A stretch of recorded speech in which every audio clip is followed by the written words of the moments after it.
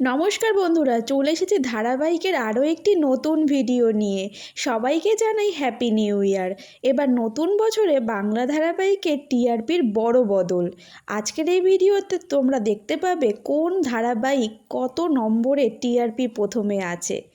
টিআরপির তালিকায় ফের ছক্কা হাঁকালো স্টার জলসার গীতা এলএলবি। সবাইকে টেক্কা দিয়ে চলতি সপ্তাহে প্রথম স্থানে গীতা এলএলবি 8.2 নম্বর পেয়ে বাজিমাত জলসার।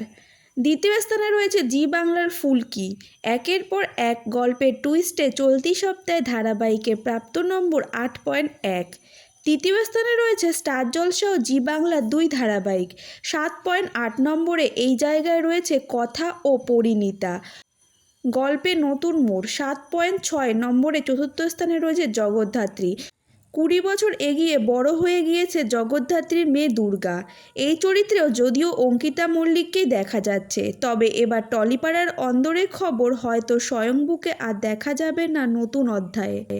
পঞ্চম স্থানে রয়েছে স্টার জলসার দুই ধারাবাহিক গৃহপ্রবেশ ও রাঙামতি তীরন্দাজ।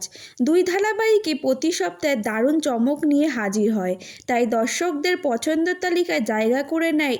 এই সপ্তাহে দুই মেগার প্রাপ্ত নম্বর 6.9। 6.8 নম্বর পেয়ে ষষ্ঠ স্থানে রয়েছে শ্যামলী অনিকেতের গল্প কোন গোপনে মন ভেসেছে। সপ্তমে রয়েছে তেঁতুল পাতা, প্রাপ্ত নম্বর 6.4। অষ্টমে রয়েছে শুভ বিবাহ, প্রাপ্ত নম্বর 6.0। 5.9 নম্বর পেয়ে নবমে আনন্দী, সদ্য বিয়ে করে চলতি সপ্তাহে 5.7 নম্বরে রয়েছে ধ্রুব জোনাকির গল্প মিত্তির বাড়ি। তো ভিউয়ার্স, এর মধ্যে কোন ধারাবাহিকগুলি আপনাদের পছন্দ সেটা অবশ্যই কমেন্টে জানাবেন। আর বাংলা ধারাবাহিকের এইরকম নিত্য নতুন আপডেট পেতে আমার এই চ্যানেলটাকে সাবস্ক্রাইব করে দেবেন।